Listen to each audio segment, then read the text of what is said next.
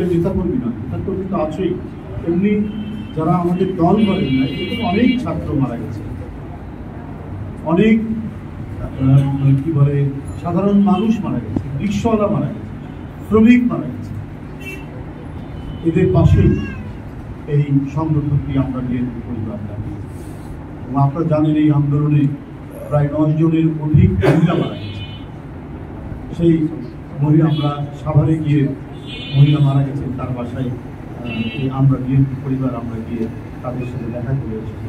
তাদের প্রতি দলের এবং আমাদের পার্টির চেয়ারম্যানের যে সহানুভূতি সেটা আমরা জানিয়েছি। এই কাজগুলো হচ্ছে। আমি আপনাদেরকে বলি, শুধুমাত্র তাদের আর্থিক সহায়তা না, শুধুমাত্র তাদের ছেলে মেয়েদের লেখাপড়া, তাদের স্কুলের পোশাক, তাদের কি বলে যে পরিবারের ছেলে মেয়েদের লেখাপড়ার খরচ, এগুলোই শুধু না, অনেক অনেক দরিদ্র পরিবার আছে যাদের বাড়ি বড় বড় পুরো ছাদ নেই, এরকম অনেকেই তাদের সাধ্য অনুযায়ী অনেককে বাড়ি বানানো হয়েছে।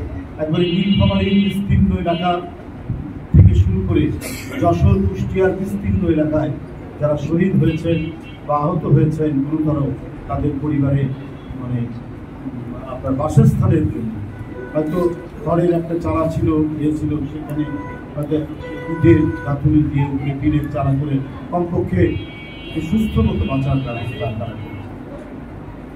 এই মানবিক কাজের জন্যই এই যে সহানুভূতি আন্দোলন সংগ্রামে মানুষের প্রতি মমত্ব, এই মমত্বের জায়গা থেকে যে দায়িত্বটি পালন করে যাচ্ছেন, তার যে নির্দেশনা এবং পৃষ্ঠপোষকতা দিচ্ছেন, আমরা যারা দলের কর্মী আমাদেরকে এটা প্রেরণা যোগায়।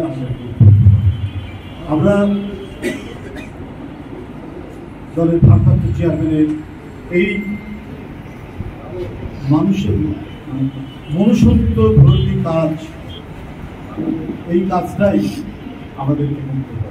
আমরা আন্দোলন সংগ্রাম করেছি, মিছিল মিটিং করেছি, আরো অনেকেই সংগ্রাম করেছি, কিন্তু এরপরে যে অত্যাচারীর যে নিপীড়ন, এই নিপীড়ন যারা ভয়ঙ্কর রকমভাবে পীড়িত হয়েছে, হাত হারিয়েছেন, পা হারিয়েছেন, শরীরের বিভিন্ন অংশ হারিয়েছেন, এমনকি চোখের আলো পর্যন্ত কেড়ে নেওয়া হয়েছে পুলিশের ছোড়াছুড়িতে, তাদের কাছে দাঁড়ানো, তাদের পাশে দাঁড়ানো, এটাও কিন্তু একটা বড় ধরনের সংগ্রাম, যে সংগ্রামের নেতৃত্ব দিচ্ছেন আমাদের নেতা তারেক।